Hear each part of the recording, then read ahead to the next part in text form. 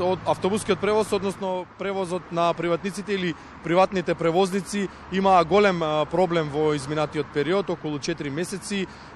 Имаше проблем и градот Скопје со нив и тие со градот Скопје. Сега не знам дали проблем е точниот збор кој што треба да се искористи, меѓутоа како и да е, конечно се најавуваат промени, конечно се најавува конечно средување на ситуацијата. Превозниците очекуваат, приватните превозници очекуваат да добијат возни редови, да добијат линии и да се вратат на скопските улици.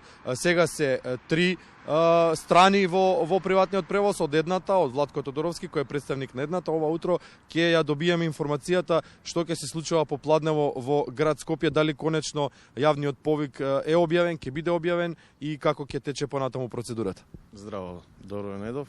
Значи, јавниот повик беше објавен. Денеска е отварањето на јавниот повик. Доделување на пакет линии и се надевам дека ќе биде секој што треба, што поскоро да се вратиме на работа. Од што зависи дали ќе се вратите на работа? Може ли да се појават нови потенцијални проблеми околу јавниот повик? Па не би требало да се појават нови проблеми. Градоначалничката да излезе во пресред. Долгот скоро веќе ни се исплати што го имавме ние превозниците. Сега аплициравме на јавниот повик, автобусите ни се средени.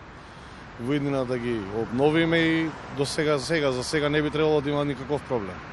Која беше причината поради која што толку долго време се одложуваше решението за оваа ситуација? Знаеме дека најмногу од сето тоа трпат граѓаните на главниот град, се разбира и вие како луѓе кои што живеат и кои што работат и живеат од она што го работат на скопските улици. Па имаше проблем сега, не да кажам проблем, имаше недоразбирање во старите фирми со градоначалничката. Откако се тргнаа тие, ние настапивме како сами приватни превозници, нели? Сами да се побараме градоначалничката да ни го реши проблемот, да се вратиме на работа, да ни се исплати нели долго што го имаше. И ЈСП кон нас и не прими градоначалничката, разговаравме, се решија проблемите, се надмина и сега се надеваме што поскоро да се вратиме. Приватниот превоз и тоа колку е битен за градот Скопје, бидејќи јавното собраќајно предпријатие ги задоволува одредениот дел од условите, критериумите и линиите, меѓутоа сепак приватните превозници се и традиционално дел од градот Скопје со децении наназад.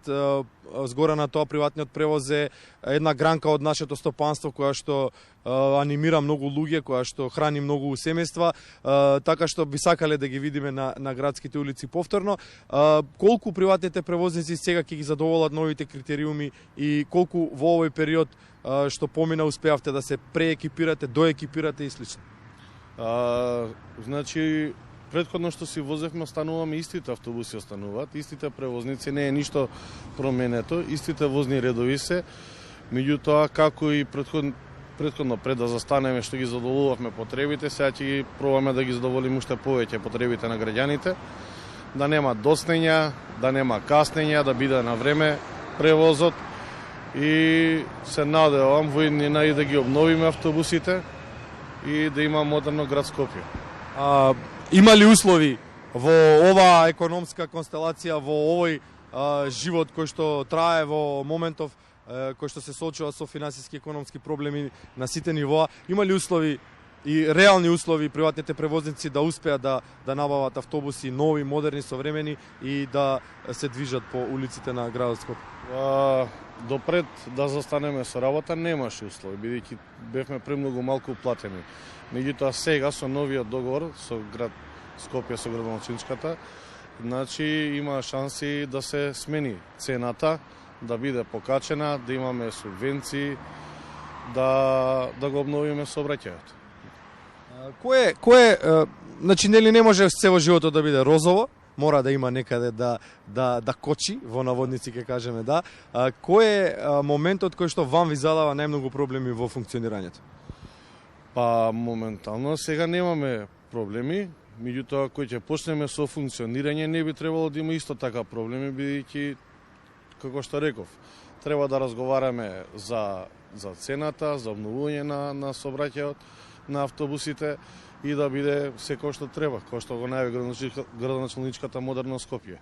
И една порака од приватните превозници, од еден од представниците на приватните превозници до граѓаните на Скопје и воопшто на Македонија, нели, до сите оние кои што ќе го користат приватниот превоз и воопшто автобускиот превоз? Па, порака. Наскоро се враќаме и ви стоиме на располагање да го служиме да си на време да функционираме сите. Владко, благодариме што ова утро одвоивте минути да бидете дел од програмата на Македонската телевизија. Се надеваме дека се ќе функционира онака како што имате предвидено. Дај Боже, дај Боже. Благодариме уште еднаш. Почитувани, тоа беше вклучувањето тука непосредно во близина на Македонската телевизија со еден од представниците на приватните автобуски превозници кои што се обраќаат низ скопските улици. Како што слушнавме, создадени се услови за функционирање, за повторно вклучување на приватните превозници во автобускиот превоз во главниот град и ние како обични граѓани, нели, сите очекуваме дека наскоро приватните автобуси ќе ги видиме повторно по скопските улици и ќе можеме повторно да функционираме во најнормален ред, да стигнуваме на време како што најавија приватните превозници и да бидат задоволени сите потреби и критериуми на граѓаните. На крај